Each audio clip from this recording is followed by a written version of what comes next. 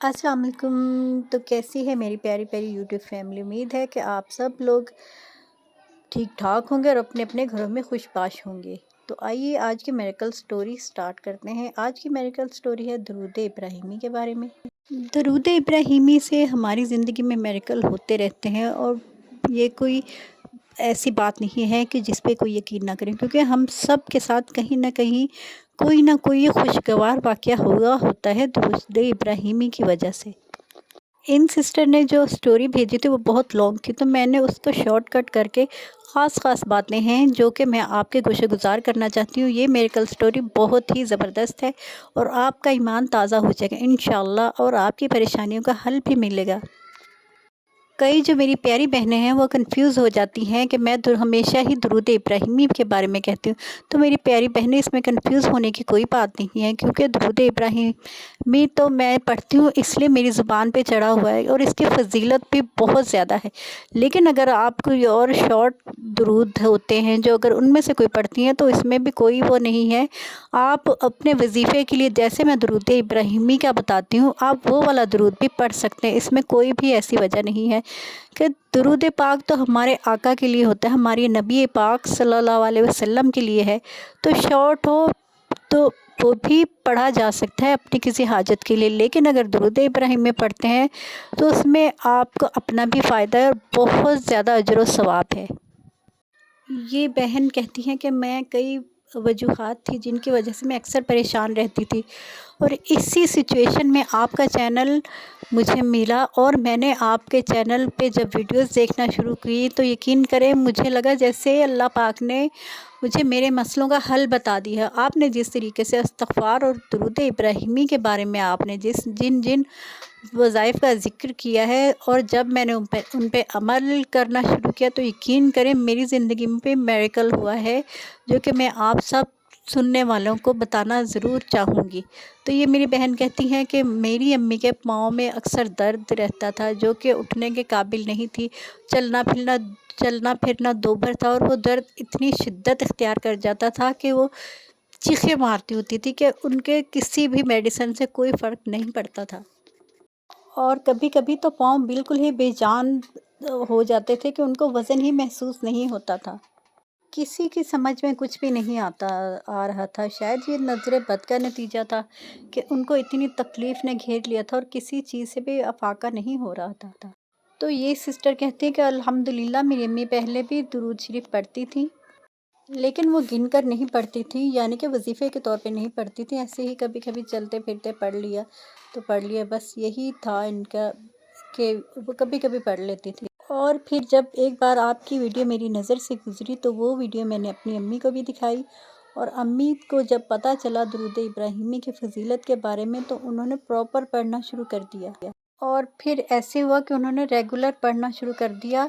पहले तो शुरू में तो थोड़ा पढ़ा गया, लेकिन अब वो माशाल्लाह से 2000 आराम से पढ़ना शुरू हो गई थी। और ये मौजज़ा मैंने अपनी आँखों से देखा कि जैसे ही मेरी वालिदा ने दुरूद शरीफ की कसरत करनी शुरू की तो उनकी तकलीफ़ पैरों में आहिस्ता-आहिस्ता कम होना शुरू हो गई। ख़त्म तो नहीं हुई थी, लेकिन बहुत कम होना शुरू हो गई थी। फिर आहिस्ता-आहिस्ता उनकी तकलीफ़ बिल्कुल ही दूर हो गई। और मैं फिर आपसे कहूँगी कि आप दरूद शरीफ की कोई बुक ले लें और उसमें जो आसान दरूद शरीफ है या जो आपकी ज़ुबान पे चढ़ा है आप वही पढ़ें, क्योंकि आपको अगर दरूद इब्राहिमी पढ़ेंगे, अगर आपको मुश्किल लगता है कि ये बड़ा दरूद शरीफ है तो आप शॉर्ट जो दरूद होते हैं वो भी पढ़ सकते हैं। ये मैं आपको फिर बता रही हूँ। तो सुबहान अल्लाह माशाल्लाह से मेरी अम्मी की जो दर्द थी वो ख़त्म हो गई। और फिर वो ये बहन कहती है कि एक मिरेकल मेरी ज़िंदगी में, बल्कि एक नहीं, वो कहते हैं कई हुए हैं, जो कि मैं शॉर्ट करके आपको बता रही हूँ।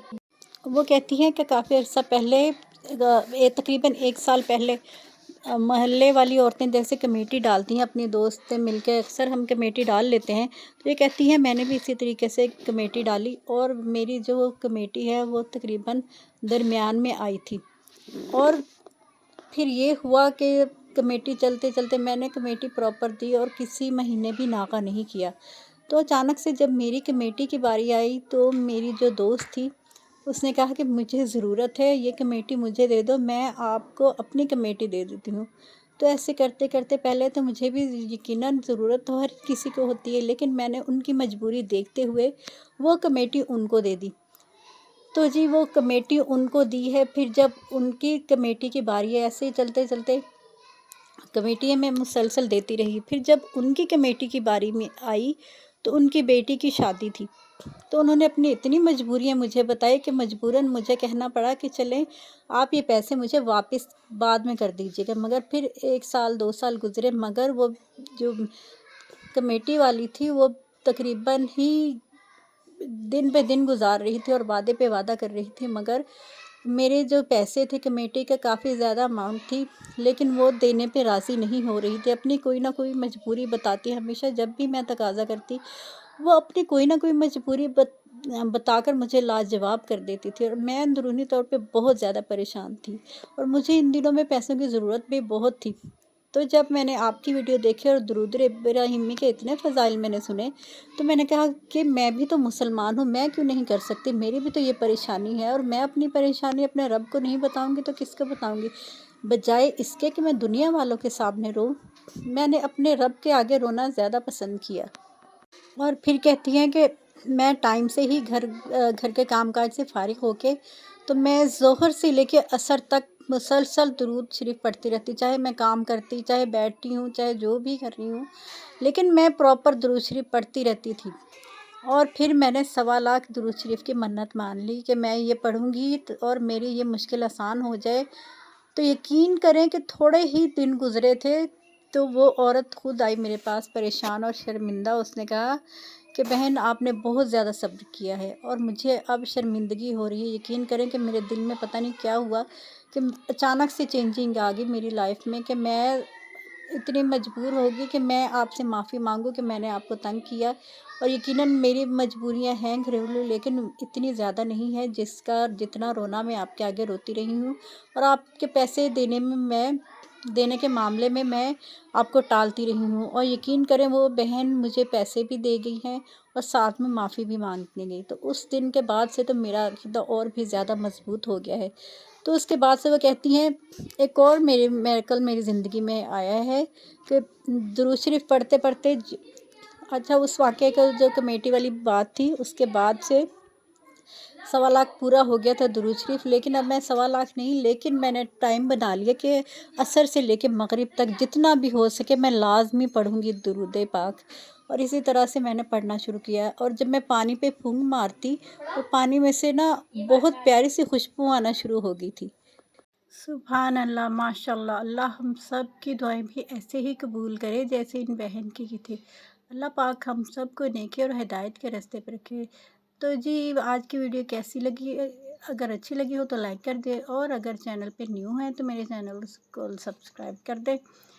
تو ملتے ہیں نیکسٹ ویڈیو میں، تب تک کے لیے اللہ حافظ، اور اپنی بہن کو دعا میں یاد رکھیے گا۔